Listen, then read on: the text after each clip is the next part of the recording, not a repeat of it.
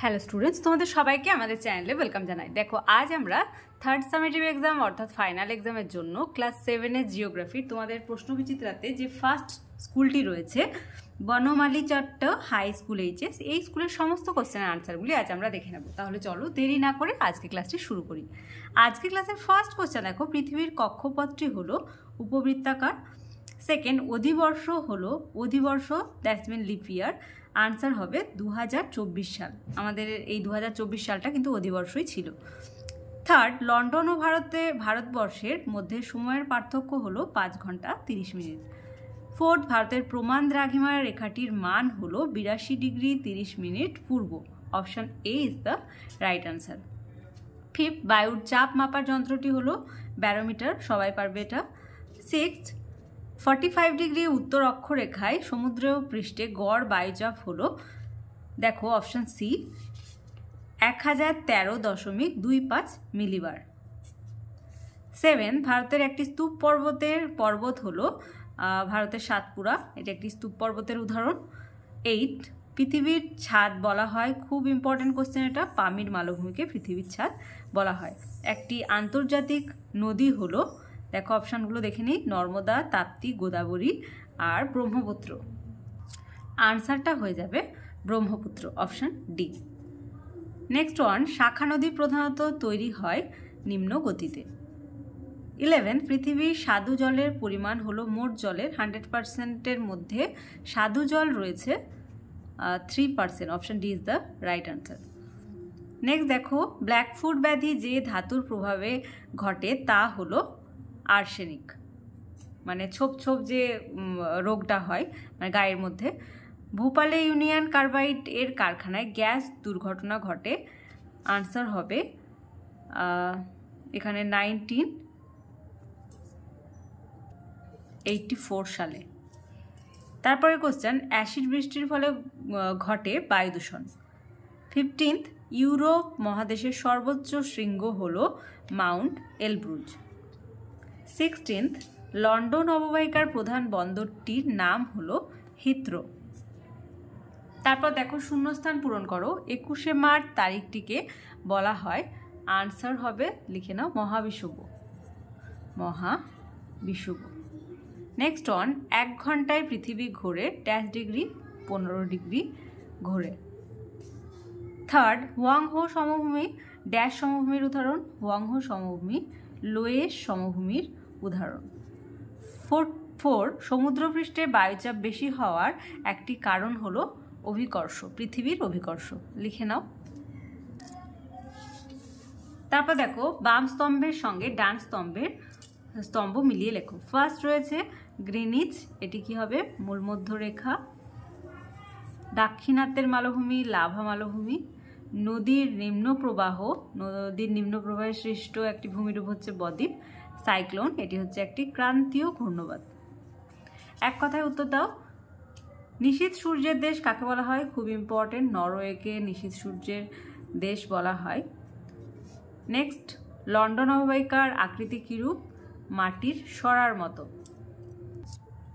Next one, পারদ দূষণে কি রোগ হয়? মিনামাটা রোগ হয়। নেক্সট দেখো, শুদ্ধ বাক্যটির পাশে ঠিক এবং অশুদ্ধ বাক্যটির পাশে ভুল লেখো।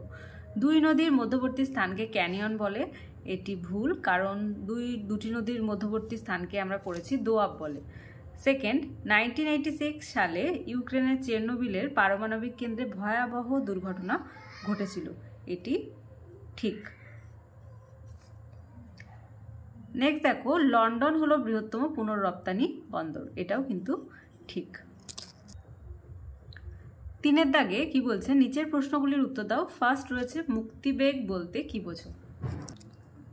আনসার লিখবে, কোনো বস্তুকে ভূপৃষ্ঠ থেকে যে ন্যূনতম বেগে ছুড়লে বস্তুটি পৃথিবীর মহাকর্ষীয় আকর্ষণের বাইরে চলে যেতে পারে এবং পৃথিবীতে আর ফিরে আসে না, তাকে পৃথিবীর সাপেক্ষে মুক্তিবেগ বলা হয়।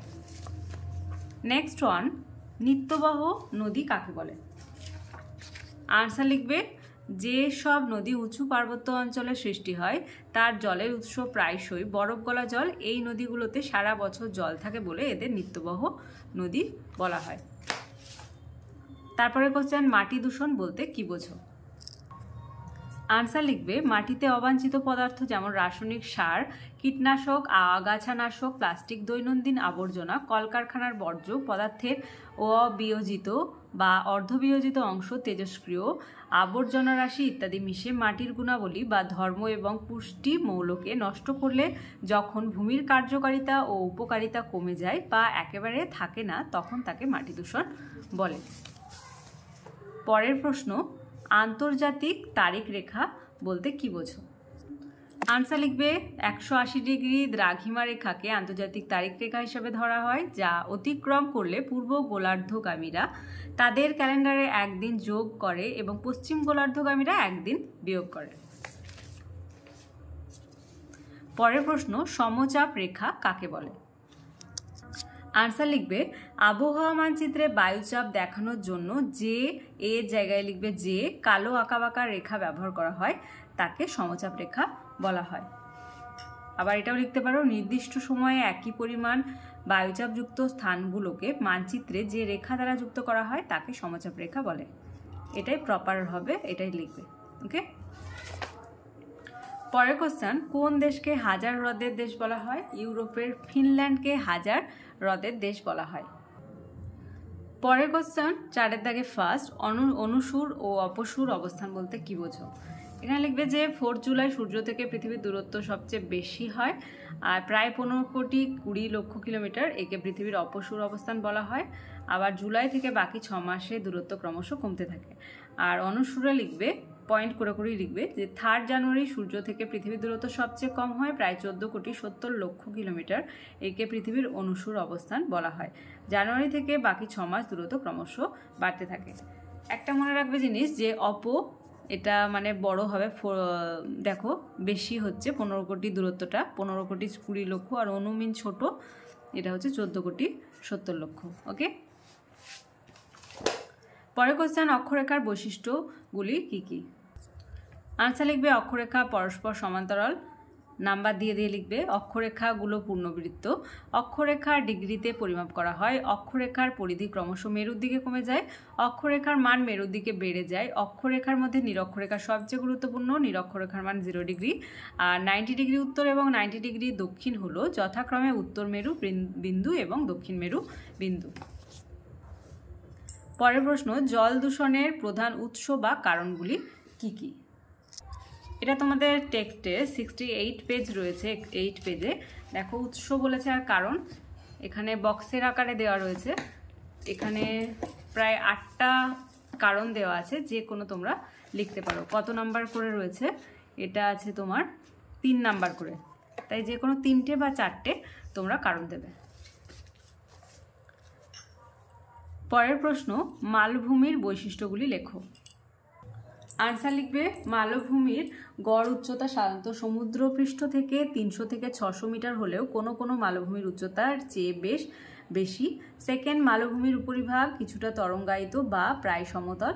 থার্ড, মালভূমি দেখতে অনেকটা টেবিলের মতো, অর্থাৎ এর ওপরটা প্রায় সমতল এবং চারিদিকে খাড়া ঢালযুক্ত হয়। পরের প্রশ্ন, রুর শিল্পাঞ্চলে শিল্পোন্নতির কারণগুলি কি কি? ইম্পর্টেন্ট কোশ্চেন, নাম্বার দিয়ে লিখবে। ফার্স্ট, স্থানীয় উন্নত মানের কয়লা। সেকেন্ড, উন্নত পরিবহন ব্যবস্থা। থার্ড, প্রতিবেশী দেশগুলিতে আকরিক লোহার প্রাচুর্য। ফোর্থ, মৃদু জলের পর্যাপ্ত সরবরাহ। ফিফথ, ঘনবসতি। সিক্স, স্থানীয় দক্ষ শ্রমিক। সেভেন্থ, পর্যাপ্ত মূলধন ও উন্নত প্রযুক্তিবিদ্যা। প্রকৃতপক্ষে রুর অঞ্চলের ব্যাপক শিল্পোন্নতিতে এই এলাকার কয়লা সম্পদের ভূমিকা খুব গুরুত্বপূর্ণ হলেও উন্নত পরিবহন ব্যবস্থা, নদ নদীর অনুকূল প্রবাহপথ, স্থানীয় ঘনবসতি ও দক্ষ শ্রমিক, মূলধন ও উন্নত প্রযুক্তিবিদ্যার প্রয়োগ প্রভৃতি রুর উপত্যকাকে উন্নত শিল্পাঞ্চল হতে যথেষ্ট সাহায্য করেছে। পরের প্রশ্ন, ইউরোপ মহাদেশের যে কোনো 3 প্রকার অরণ্য সম্পর্কে যা জানো লেখো। এটা তোমাদের টেক্সটের 126, 127 পেজে রয়েছে। যে কোনো 3টি অরণ্য 127-এর এই 3 নাম্বার, 4 নাম্বার আর 5 নাম্বারের যে অরণ্যগুলি রয়েছে পশ্চিম ইউরোপীয় জলবায়ু নাতিশীতোষ্ণ পর্ণমোচী অরণ্য, ভূমধ্যসাগরীয় জলবায়ু ভূমধ্যসাগরীয় অরণ্য, মহাদেশীয় জলবায়ু স্টেপ তৃণভূমি। এগুলো 3টে লিখে দেবে, অথবা এগুলোও লিখতে পারো তুন্দ্রা জলবায়ু তুন্দ্রা উদ্ভিদ, উপমেরু জলবায়ু সরলবর্গীয় অরণ্য।